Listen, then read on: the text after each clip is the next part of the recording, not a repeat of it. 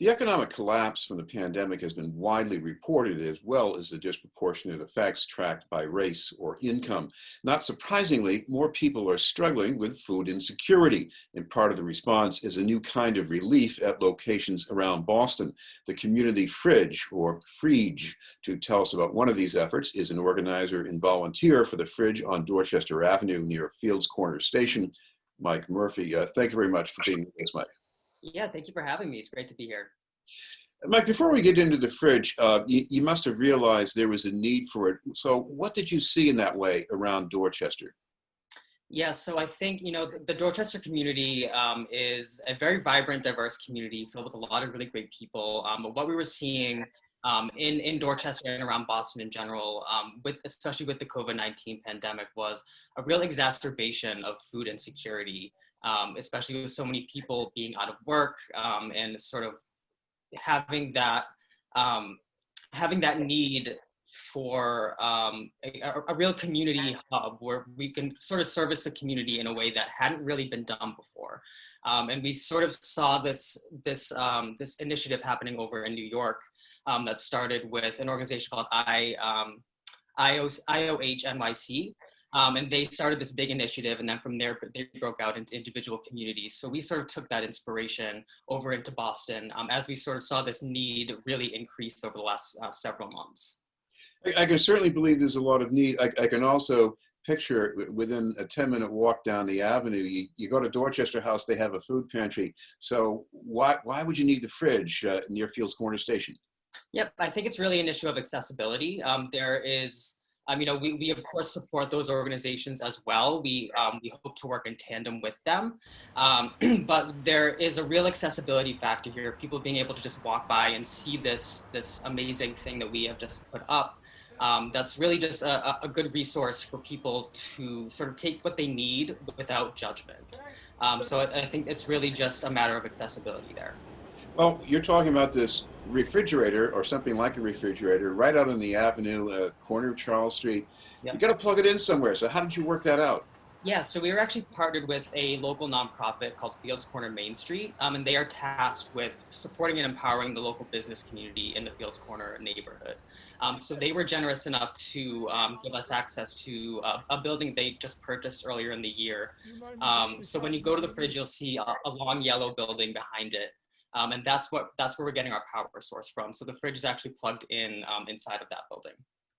Well, of course, to make this work, you've got to make sure the food is in good condition when people come to take it out. So how do you manage that? Yep, so we have a calendar of volunteers. So we go and check the Fridge 3 times every single day, morning, noon, and night. So we have a running schedule of volunteers that go and check to make sure the Fridge is clean. We wipe it down, we sanitize everything. We check all the food to make sure nothing is opened, make sure nothing is expired, make sure nothing is generally questionable. So we are going there every single day, making sure that everything in there is safe. What about feeling that you're really reaching the people who need this food? Is there any way to know that? Absolutely. Even just the first day that we installed it, just last Tuesday, we were approached by several community members who thanked us for doing this, particularly one that sticks in my mind. One person told me that, people like him, he said that he was a war veteran, that he's been homeless for the last several years, and he feels like people have forgotten about people like him. And hearing sort of just the real-time testimonials from the community is enough validation to know that what we're doing is really important and is necessary. Well, I can go back a couple of generations in my family in Dorchester where people had to go and get food from someplace. There are people now who haven't had to do that until very recently. I guess they might feel nervous about going to some of the usual places. Could this Fridge help someone like that? Absolutely, and I think that's really where the accessibility factor comes in. It's very easily accessible. It's right on the street, right on the sidewalk. You can just walk up and take what you need. There's no process really involved in being able to access or get the food. So I think that's really where the differentiator comes in there. What about the volunteers? I mean, what exactly do you need from someone like that to keep this going? I'm sorry, can you repeat that? Well, you have some volunteers. Mm-hmm. who keep this going, keep it stocked, because you not only have to check food, but you have to go to one place maybe and get it and bring it if it's not your own food. What's involved in being a volunteer? Really, all you need to do is go on our Instagram page. We have a volunteer sign-up form, and you can kind of just go and say what you are interested in helping out with. So we have volunteers who are tasked with picking up and dropping off food from the local businesses that we're partnered with. We have volunteers that go and check the fridge and clean it and make sure everything's good. We also have, a monetary donation account if people want to donate to that to help us out with supplemental grocery runs and things like that. So there are different levels that people can get involved in, and all that information is on our Instagram page as well. And what got you involved as a volunteer? Yeah, so I actually have a friend who lives over in New York City who was involved, who lives in Queens and was involved in getting the Astoria fridge up and running. And so seeing what she was doing over there was super amazing. And once there was a call put out on social media from the larger Boston Community Fridge group saying, we'd love to get this initiative going in Boston. And I sort of just jumped right on it. From there, we broke out into our individual neighborhoods. So as I'm sure you're aware, there's one that went up a few weeks ago in Jamaica Plain. There is one in the works in Alston, one in the works in Roslindale. So we sort of broke out into our individual neighborhood groups and just started planning from there. Well, I know you could have individuals contributing different kinds of food, Yep. but what about some of the businesses in Dorchester? Have they been able to help in some way? Yeah, so we've actually gotten some donations from local grocery stores, local restaurants and things like that. We also have a few farms that have donated some produce and things like that, with Thatcher Farms in Milton, Brookwood Farms in Canton that are doing regular weekly donations. So that's been super amazing. And we'll be just really trying to engage businesses both in and around the city to get involved in this initiative.